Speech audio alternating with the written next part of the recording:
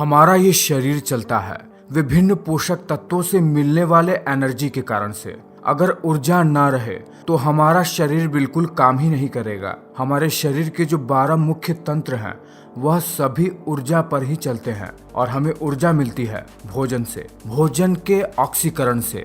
अगर जो भोजन हम खाते हैं उसका पाचन होगा ही नहीं तो हमें एनर्जी तो मिलेगी ही नहीं। साथ ही साथ वह पोषक तत्व जो हमारे शरीर को बनाते हैं, जैसे प्रोटीन जो हमारे मसल्स को बनाती है और उसकी मरम्मत करती है, विटामिन्स जो मिनरल्स को अब्सॉर्ब करने का काम करते हैं, और कुछ खास मिनरल्स जो ब्लड जैसे चीज़ों को बनाते हैं। अगर वो चीज़ें हमें मिलेंगी ही नहीं तो हमारा शरीर प्रॉपर तरीके से काम ही नहीं करेगा। और यह सब हमें मिलता है भोजन से, और केवल भोजन खाने से ही हमें पोषक तत्व नहीं मिलते हैं। उस भोजन का पाचन होता है, जिसके बाद हमारे पेट में मौजूद ब्लड वेसल्स भोजन में मौजूद उन पोषक तत्वों को अवशोषित कर शरीर के विभिन्न भागों में पहुंचा देते हैं, तभी हमें पोषक तत्व मिलते हैं। तो अगर अब तक आप यह बात जानते ही नहीं हैं कि भोजन पचता कैसे है, आखिर जो खाना हम खाते हैं वो पचता कैसे है, तो अब तक आपका जीवन एक मामले में अधूरा ही है, क्योंकि यह बात आपको पता ही नहीं है कि आपका शरीर चल कैसे रहा है, आखिर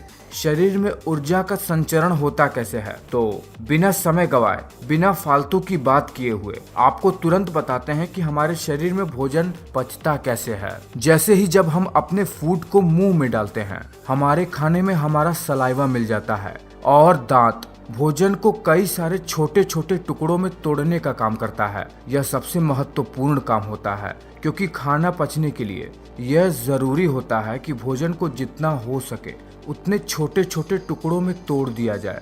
फिर इन टुकड़ों के ऊपर हमारे मुंह में ही मौजूद, जिसे कहते हैं बकल कैविटी, उसके अंदर ही दांतों और जीभ के बीच में सैलिवरी ग्लैंड पाई जाती है, जिससे सलाइवा निकलता है। यह सलाइवा भोजन के साथ मिलकर भोजन को बहुत ही ज्यादा मुलायम बना देता है।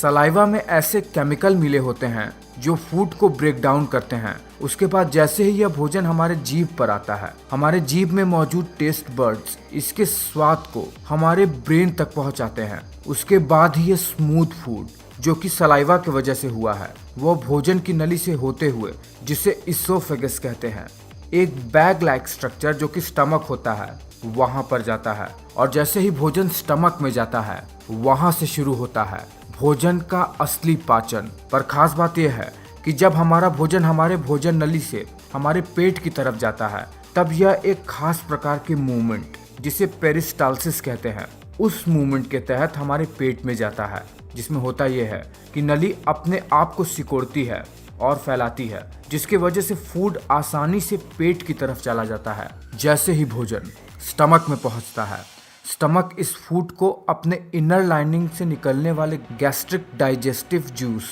हाइड्रोक्लोरिक एसिड और म्यूकस के साथ बिल्कुल मथ देता है, यानी मिला देता है, जिसमें से मुख्यतः एंजाइम फूड में से प्रोटीन को अलग कर देते हैं। वही हाइड्रोक्लोरिक एसिड भोजन को बहुत ही छोटे छोटे टुकड़ों में बांट देता है। वही म्यूकस एक चिपचिपा पदार्थ जो कि हमारे स्टमक से ही निकलता है और फूड में जाके मिल जाता है, वो हमारे स्टमक के दीवार को स्टमक से ही निकलने वाले एसिड से बचाता है, ताकि स्टमक की दीवार डैमेज ना हो। स्टमक में से निकलने वाले हाइड्रोक्लोरिक एसिड की वजह से पेट में मौजूद और फूड में मौजूद कुछ हानिकारक बैक्टीरिया हमारे पेट में ही मर जाते हैं, जिससे बैक्टीरिया हमारे शरीर को बहुत ज़्यादा डैमेज नहीं पहुंचा पाते हैं। अगर आप इस चित्र को ध्यान से देख पा रहे हैं तो आप देख रहे हैं कि स्टमक से जुड़ा हुआ है हमारा स्मॉल इंटेस्टाइन, यानी हमारी छोटी आंत। हमारा फूड जो कि पेट में ही मौजूद कई सारे डाइजेस्टिव गैस्ट्रिक जूस के साथ मिल जाता है। उसके बाद इसमें मिले हुए मिक्स मटेरियल को काइम कहा जाता है, और यह काइम अब स्टमक से स्मॉल इंटेस्टाइन की तरफ बढ़ने लगता है। इस पूरे प्रोसेस में लगभग 2 घंटे का समय लगता है, जो कि अलग अलग फूड पर निर्भर करता है। जैसे ही ये भोजन स्टमक से छोटी आंत की तरफ बढ़ता है, इसमें और भी कई तरीके के केमिकल रिएक्शन होने लगते हैं। हमारी छोटी आंत लगभग 7.5 मीटर तक लंबी होती है, जो कि बहुत ज्यादा कॉइल्ड स्ट्रक्चर होता है, यानी बहुत ही कॉम्प्लेक्स कॉइल्ड स्ट्रक्चर होता है हमारी छोटी आंत का। छोटी आंत भी 3 भागों में बटा रहता है। सबसे ऊपर का भाग जिसे कहते हैं डुओडेनम, उसके बाद स्मॉल इंटेस्टाइन का दूसरा भाग आता है जिसे कहते हैं जेजुनम, फिर आता है स्मॉल इंटेस्टाइन का सबसे आखिरी पार्ट इलियम। जब फूड स्टमक से स्मॉल इंटेस्टाइन में आता है तो वो सबसे पहले डुओडेनम में आता है, जो कि सबसे इम्पोर्टेंट पार्ट होता है छोटी आंत का। इसमें लीवर से आया हुआ बाइल जूस और पैनक्रियास से आए हुए पैनक्रियाटिक जूस फूड के साथ मिल जाते हैं। लीवर से आया हुआ बाइल जूस जो कि स्टमक से आए हुए भोजन के साथ मिल जाता है, उसके वजह से भोजन में मौजूद फैट्स अपने छोटे छोटे फैटी एसिड के स्वरूप में बदल जाते हैं, जिसकी वजह से इनका अब्जॉर्प्शन शरीर में आसान हो जाता है। वही पैनक्रियास से निकलने वाले पैनक्रियाटिक जूस की वजह से कार्बोहाइड्रेट, शुगर और ग्लूकोज में टूट जाते हैं। वही प्रोटीन अमीनो एसिड में टूट जाते हैं।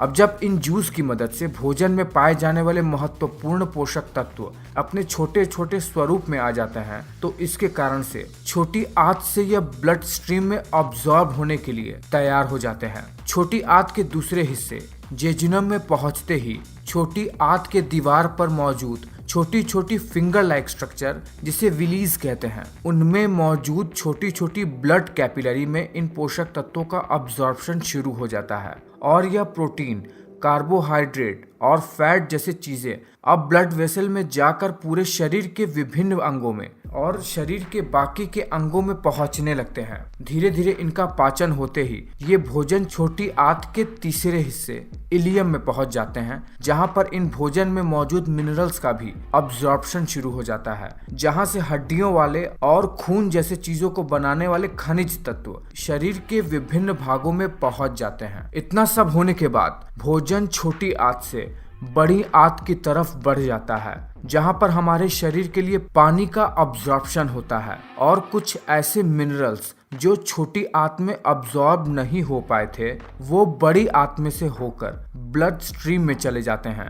बड़ी आंत साइज में 1.5 मीटर तक लंबी होती है और ये छोटी आंत से आकार में चौड़ा भी होता है। जो भोजन डाइजेस्ट नहीं हो पाया होता है या फिर जो वेस्ट मटेरियल होता है वो बड़ी आंत से होते हुए हमारे एनस से निकलते हुए हमारे शरीर के बाहर निकल जाती है, जिसे फीकल मटेरियल कहा जाता है। और इस तरह भोजन हमारे शरीर में इतनी कठिनाइयों के बाद पचकर हमें ऊर्जा देता है। तो आपने देखा बहुत ही साधारण सी भाषा में कि भोजन हमारे शरीर में पचता कैसे है, क्या क्या प्रोसेस होते हैं और वो शरीर के कौन से अंग हैं जो भोजन के पाचन में अपना सहयोग देते हैं। तो ये वीडियो आपको कैसा लगा है, आपको ये जानकारी कैसी लगी है? अगर ये बात आप पहले से ही जानते हैं और आपको इसके बारे में और भी ज्यादा कुछ पता है तो ये बात मुझे नीचे कमेंट करके जरूर बताइएगा। बिल्कुल भी हिचकिएगा मत, मैं ये बात जानना चाहता हूँ। और वीडियो अच्छा लगा है तो एक लाइक कर देना और इंतजार कीजिएगा मेरे अगले वीडियो का। उम्मीद करते हैं